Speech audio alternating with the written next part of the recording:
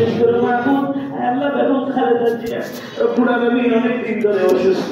আল্লাহ তাআলা বেগম জিয়াকে তুমি পরিপূর্ণ অসুস্থ করে দাও রব্বুল আলামিন। আল্লাহ সারা দেশের মানুষ দোয়া করতেছে মাহবুব আল্লাহ তোমার বান্দিকে পরিপূর্ণ সুস্থ করে দাও। দেশের এই ক্লান্তি লগ্নে ওনার বড় প্রয়োজন।